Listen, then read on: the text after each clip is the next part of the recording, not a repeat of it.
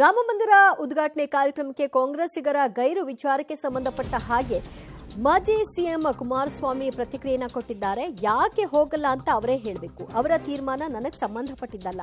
ರಾಮ ಮಂದಿರ ಆಗಬೇಕು ಅನ್ನೋದು ದೇಶದ ಜನರ ನಿರೀಕ್ಷೆ ಮತ್ತು ಅಭಿಪ್ರಾಯ.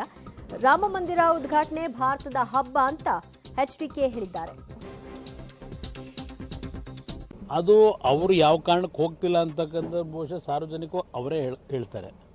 ನನಗೆ ಅವ್ರ ಪಕ್ಷದ ತೀರ್ಮಾನ ನನಗೆ ಸಂಬಂಧ ಇಲ್ಲ.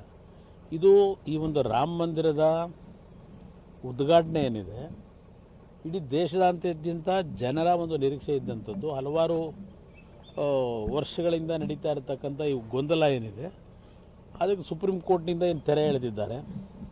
ಅದರಿಂದ ಇಂಥ ಸಂದರ್ಭದಲ್ಲಿ ಇದು ಒಂದು ರೀತಿಯ ನಾಡ ಹಬ್ಬ ಅಂತಕ್ಕಂಥದ್ದು, ದೇಶದ ಹಬ್ಬ ಇದು. ನೋಡಿ ಸರ್, ಎಲ್ಲ ಎಂ ಪಿಗಳಿಗೂ ಆಹ್ವಾನ ಕೊಟ್ಟಿದ್ದಾರೆ. ಆಮೇಲೆ ನಮ್ಮ ವಿಶೇಷವಾಗಿ ದೇವೇಗೌಡರು ಸಾಹೇಬರಿಗೆ ಖುದ್ದಾಗಿ ಆಹ್ವಾನ ಮಾಡಿದ್ದಾರೆ. ಪ್ರಧಾನಮಂತ್ರಿಯವರು ಕೂಡ ಖುದ್ದಾಗಿ ಆಹ್ವಾನ ಮಾಡಿದ್ದಾರೆ. ಸೊ ಹಾಗಾಗಿ ರಾಮ್ ಮಂದಿರ ಟೆಂಪಲ್ ಅಂತ ಬಂದಾಗ it is a sentimental of crores of people of Indians. Bharat ದೇಶದ ಎಷ್ಟೋ ಜನದ ಒಂದು ಸೆಂಟಿಮೆಂಟಲ್ ಇಶ್ಯೂ ಅದು, ಅರ್ಥ ಆಯ್ತಲ್ಲ.